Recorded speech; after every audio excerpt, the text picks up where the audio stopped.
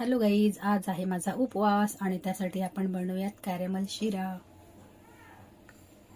त्यासाठी घेऊयात अर्धा कप रवा, अर्धा कप दूध, मिक्स करून घेऊ आणि 10 मिनिटांसाठी हे रेस्ट होऊ देऊ।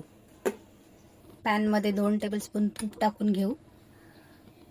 त्यामध्ये काजू, बदाम आणि चारोळी रोस्ट करून घेऊ, काढून घेऊ। त्याच पॅन मध्ये पुन्हा 1 टेबलस्पून तूप टाकू। जो रवा आपण भिजत घातला होता तो त्यात टाकून घेऊ आणि हे आता छान परतून घेऊया।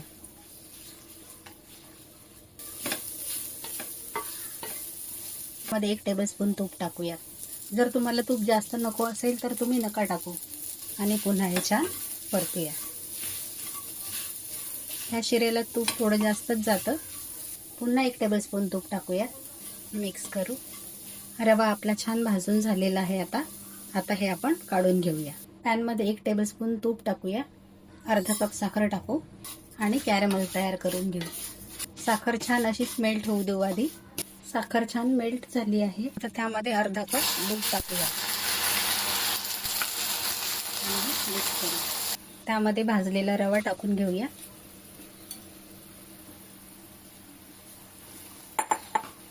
छान मिक्स करूया।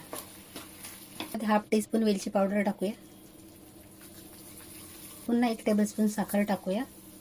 अशी साखर टाकल्याने हलव्याची टेस्ट छान लागते। ड्राय नट्स टाकूया। तयार आहे आपला कॅरेमल शिरा। तो आता एका बाउलमध्ये काढून घेऊया। रसरशीत दाणेदार असा कॅरेमल शिरा तयार आहे। तुम्ही नक्की एकदा ट्राय करून बघा। हा शिरा तुम्हाला कसा वाटला? आवडला असल्यास माझ्या व्हिडिओला लाईक करा, शेअर करा, सबस्क्राईब करा आणि कमेंट करून नक्की सांगा। थँक्यू।